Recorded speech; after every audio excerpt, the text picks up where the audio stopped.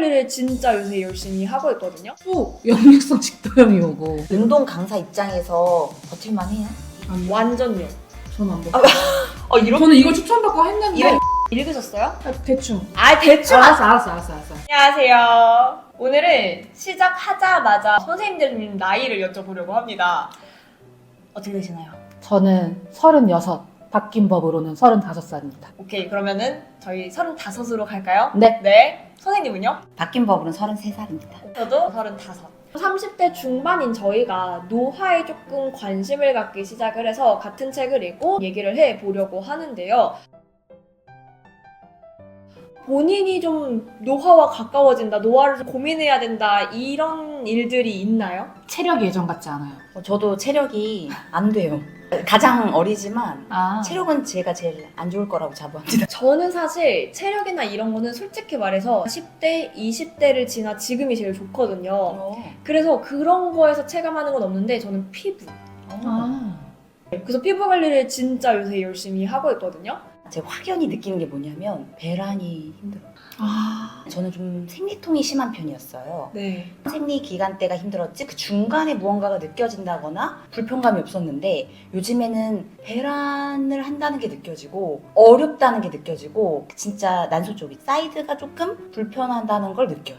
내 몸이 이제 무언가를 없애는 것보다 만들어내는 게 힘들어지고 있구나를 통해서 노화 실감하고 있습니다. 건강검진을 하면 네. 예전에 비해서 정기적으로 검진을 하라는 항목이 너무 많아졌어요. 아하. 옛날에 기본 항목만 네. 있었는데 이제는 뭐 초음파도 해야 되고 6개월 뒤에 뭘 봐야 되고 1년 있다 뭘 봐야 되고 이렇게 챙겨야 되는 것들이 많아짐을 체감했을 땐 전 노화를 좀 느꼈던 것 같아요.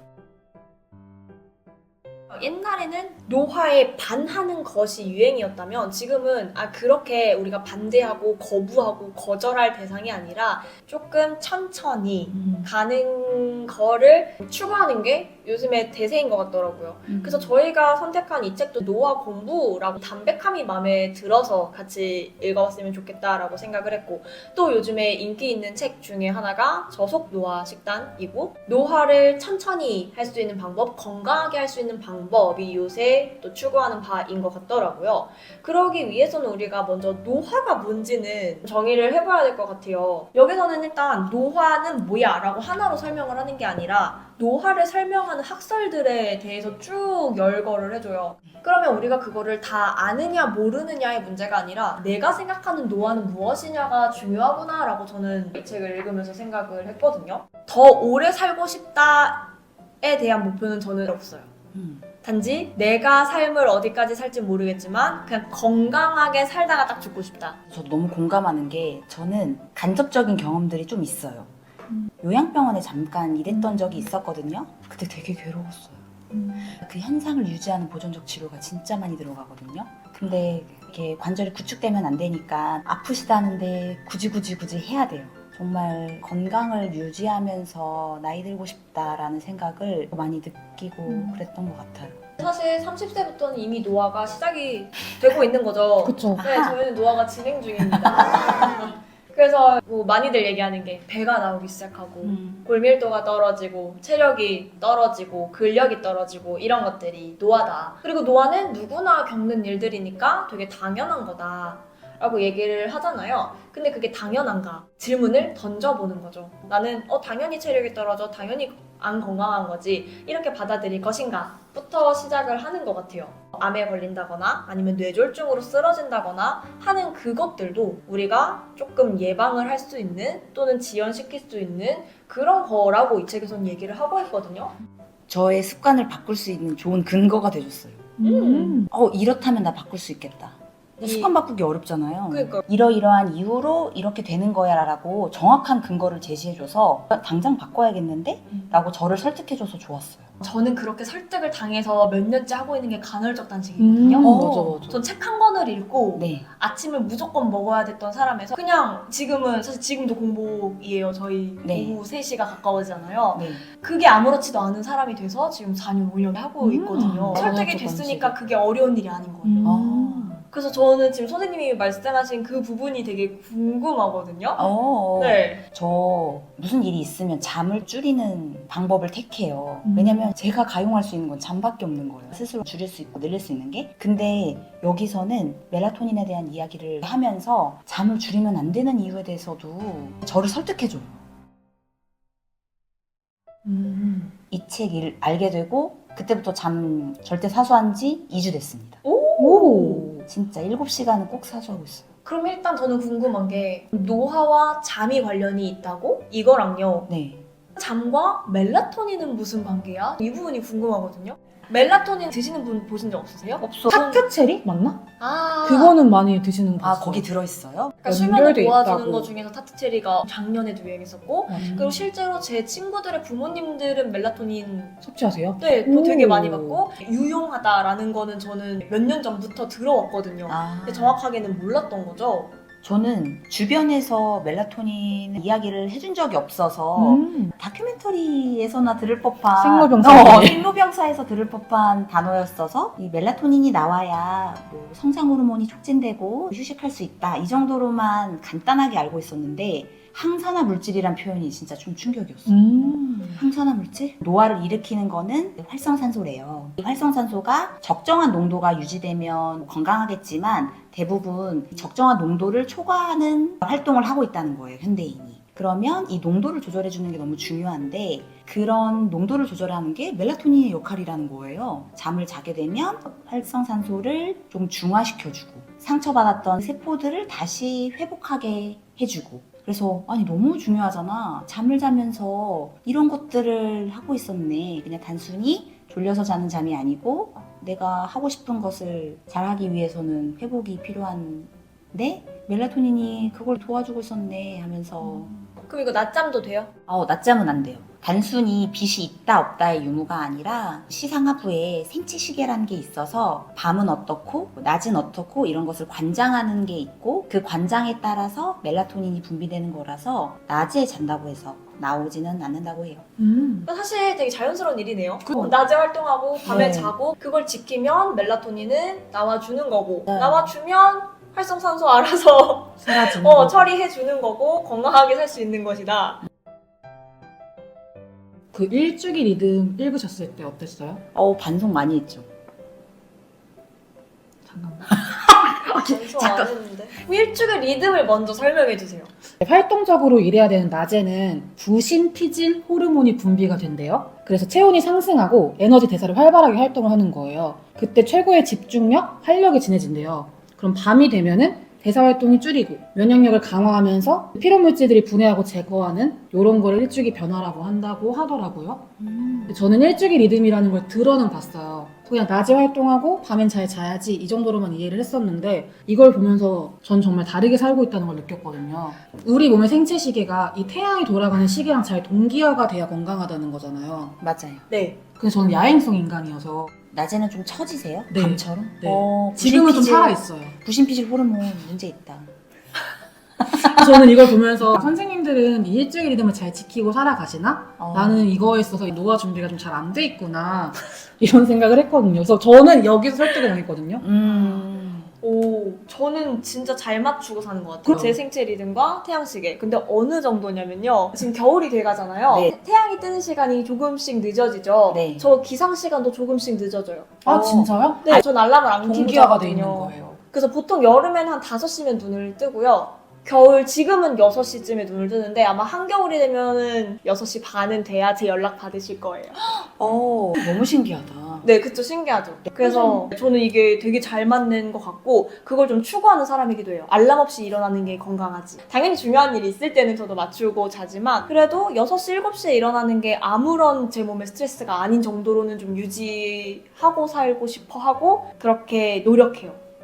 저는 이렇게 살고 싶은데 이렇게 살려고 막 갓생 막 이런 걸 네네. 해보려고 하면 저한테 너무 큰 스트레스가 되고 안 되는 거예요. 그래서 그래 나는 이때 잘 되니까 이때 하자라고 생각을 하고 살아왔는데 책을 보니 이렇게 살면 안 됐던 거죠.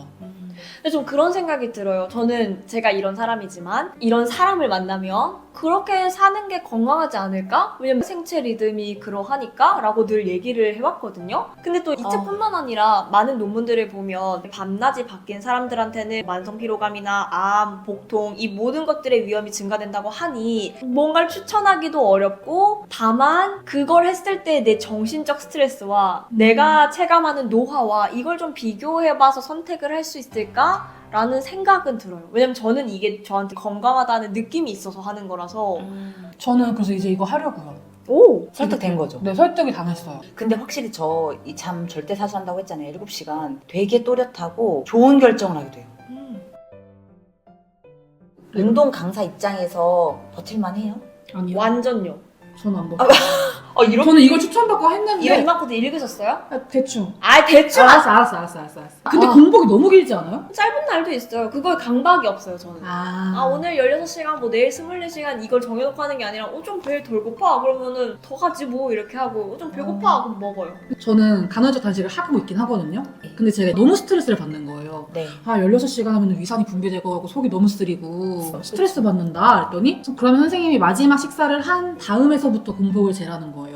제가 만약에 퇴근이 늦어서 밤에 먹으면 그때로부터 공복 16시간을 하면 스트레스가 안 받는 거예요. 네. 지금 잘 맞아서 그렇게 하고 있었는데 일주일 리듬을 하면 일주일까지 넣으면 상충하지. 그죠? 그러면은 늦게 못 먹잖아요. 그쵸. 그건 어쩔 수가 없어. 참아야 돼요. 어렵다. 그러니까 이게 너무 스트레스인 거예요. 내 라이프 스타일에 맞춰서는 난 첫 끼가 뭐 2시가 맞고 저녁 시간 전에 그냥 간단한 간식을 먹고 퇴근하고 9시 반 10시 때 맘 편히 먹자. 이렇게 살고 있는데 사실 또 일찍 일어나야 되잖아요. 네. 그럼 또 자야 돼요. 한두 시간 안에. 그러면 또 역류성 식도염이 오고. 저는 지금 사실 늦은 시간까지 매일 수업을 하고 있지 않기 때문에 이 일주일 리듬도 맞추고 간헐적 단식을 하기 좋은 구조로 저는 제 라이프 스타일 다 바꿔놓은 거고요. 저도 이러고 싶어. 근데 그건 솔직히 말하면 현실적으로 쉽지 않다고 생각할 수도 있잖아요. 그렇죠. 웬만하면 저희는 10시까지 일을 하니까 제가 어떻게 살았는지 지금 떠올려 봤을 때 3, 4시쯤에 마지막 끼니를 먹는데 엄청 많이 먹어요. 그 다음에 저녁 수업하고 가서 자는 거예요. 그래서 전 그걸 지켰던 것 같아요. 그때는 왜냐면 야식을 안 먹었어요. 지금은 이렇게 먹는데. 줄이신 지가 얼마 안 됐어요. 원래 그래서 일을 많이 했기 때문에 마음이 그래서 저는 충분히 가능하다라고 생각을 하고 그러면은 나는 막 몸도 키울 거고 근육량이 증가되어야만 하는 운동을 하는 사람 입장에서는 간헐적 단식이 어때? 그건 아직도 논란의 여지가 많기 때문에 그거는 제가 답을 할 수 없는 부분이지만 운동량이 많고 그냥 이 정도 몸을 유지하는 사람으로서 간헐적 단식 가능해? 라고 하면 저는 100% 가능하다고 생각해요. 저는 간헐적 단식을 통해서 체력이 더 증가됐고 이 에너지 레벨이 완전 올랐어요. 그러니까 만성 피로라는 게 없어졌어요. 전 미토콘드리아도 좀 감명 깊었습니다.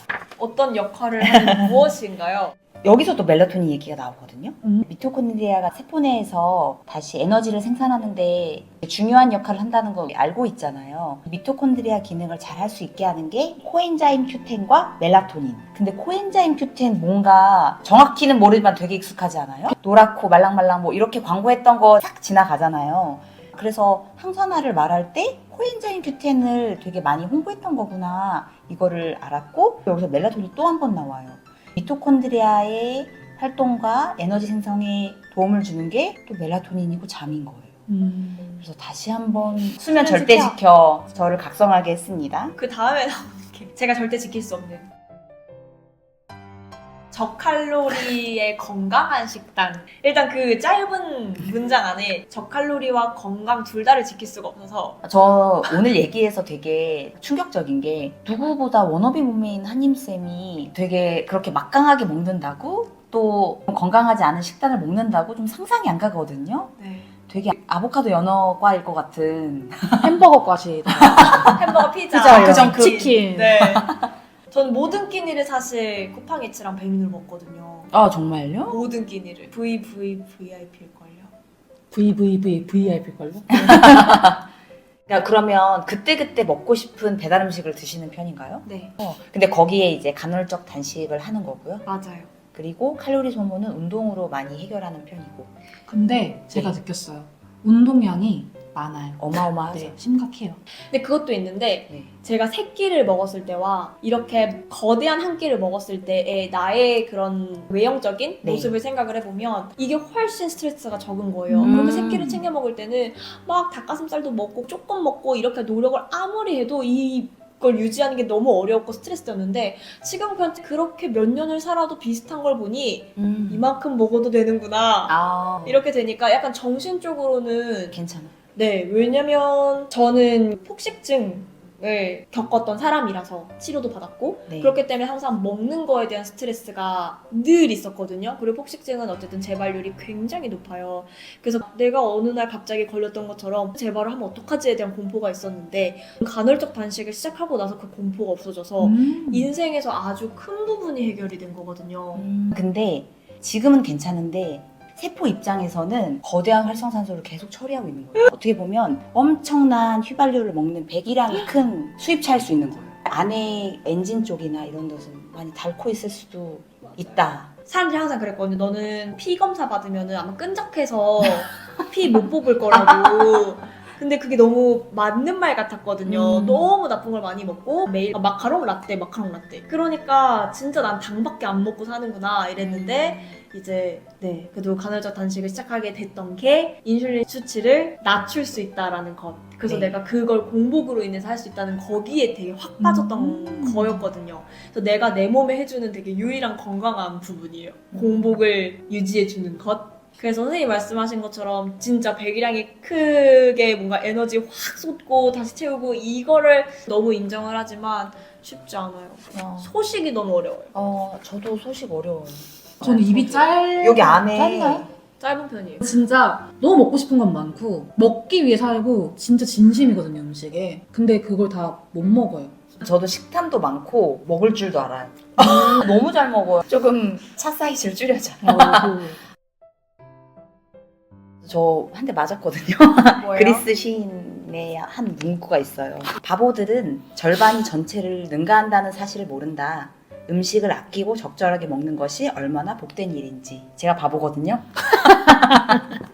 저 근데 이 문장을 이해를 못했어요. 그러니까 꼭 다 먹는다는 것이 그 다를 취한다는 게 아닌데 바보들은 그걸 모른다는 거예요. 아, 다 먹어야 다 먹은 줄 안다? 네. 근데 절반만 먹어도 전체를 능가할 수 있는데 그쵸. 모른다? 치킨 한 마리 다 안 먹어도 치킨 맛 알잖아요. 근데 꼭 다 한 마리를 먹어줘야 너무 서운해. 너무 무서워. 치킨이 그러면 이럴 나 왜 시켰어? 나 버릴 거면? 바보 서운해. 3명인 거지. 치킨 사오네. 안돼.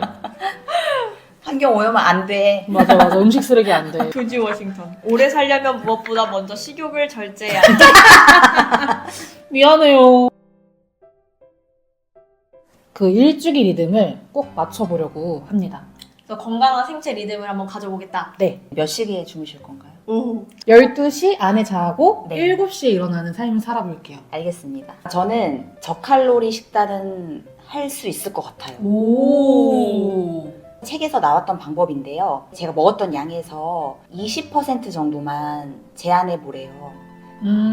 제가 고기 정말 좋아하거든요. 고기를 진짜 다 먹지 않고 조금은 남기고 채소들과 함께 어울려 먹고 이런 것을 노력해 보겠습니다. 근데 사실 저 좀 하고 있었어요. 오. 여기 유튜브 활동하면서 제 모습에 자극을 많이 받아서 할 수 있는 거를 좀 해보려고 했거든요. 그래서 먼저 했던 게 칼로리 제한이었고 이 책 읽고 딱 잠까지 한번 수정해봤어요. 그래서 그 두 가지는 앞으로도 열심히 해보겠습니다. 선생님은요? 모르겠어요. 이게 무슨 일이죠? 아니 왜냐면요. 보세요. 일단 건강한 생체 리듬을 갖는 거. 일주기 리듬. 저는 하고 있었죠? 네, 하고 있었죠. 네. 운동, 규칙적인 운동. 하고 진짜 있었죠. 규칙적인 운동하거든요. 그래서 제가 할 수 없는 것도 썼거든요. 소식. 소식과 당지수. 그 당지수 낮은 음식 먹기 못함. 근데 이렇게 내가 확실하게 못하는 거는 포기하고 지킬 수 있는 것들을 지켜내는 것도 중요한 것 같아요. 그래서 내가 할 수 있는 것도 찾아봤어요. 식물성 영양소가 풍부한 식단 실천하기. 그 중에 초콜릿이 있었어요. 오 마이 갓. 다크 초콜릿? 초콜릿에 항산화 있잖아요. 네. 맞아요. 폴리페놀. 초콜릿? 커피, 와인이 있더라고요. 와인 한 잔이 그렇게 몸에 좋대요. 저 와인이 있어 기뻤어요. 대신 한 잔만 먹어야 되는데. 근데 저희가 먹는 와인 말하는 거 맞죠? 초콜릿은 솔직히 우리가 먹는 초콜릿 아니잖아요. 네, 다크 초콜릿 말하는. 네, 그럼 와인은 맞는 거예요? 와인은 맞아요. 화이트 대신에 와인 다 돼요? 한 잔만 먹어야 돼요. 아 저 여기 가능해요. 보니까 적색 와인이라고 써 있던데. 저는 한 잔 가능해요. 너무 아쉽지 않아요? 아쉬워. 아니 저는 매일 마시기 때문에. 근데 그거 하고 아시죠? 있었네. 폴리페놀을 섭취하는 입장에서 와인 한 잔이 좋다고도 하지만 가한 입장에서 봤을 때는 아, 맞아요. 매일 마시는 게 오히려 포금 하루 하는 것보다 나쁘다고 하더라고요. 맞아요. 저도 그 얘기 들었어요. 그쵸? 네. 그래서 그거에 대해서는 합의된 바가 없는 것 같아요. 그러니까 누구 입장에서 할 것인지. 다 취할 수는 없어요. 여배우 김희애님도 되게 동안이시잖아요. 아, 맞아. 하루에 한 잔은 꼭 드신대요 와인. 그럼 저 그냥 마음 편하게 먹을게요. 알겠습니다. 그러면 저희가 그렇게 한번 노력을 해보기로 하고 저희는 계속 만나서 또 영상을 찍게 되잖아요. 저희가 계속 잘 하고 있는지 잘 봐주세요. 서로 안부처럼 여쭐까요? 무서워요. 어제 와인 한 잔만 마셨어요? 무서워요. 저희가 건강하게 나이 들어가기 위해 실천 가능한 것들을 함께 해보려고 하는데요. 여러분들은 어떤 걸 같이 해주실지 댓글로 남겨주시면 좋을 것 같아요. 저희가 응원 가득 해드릴게요. 같이 건강하게 늙어가요. 맞나?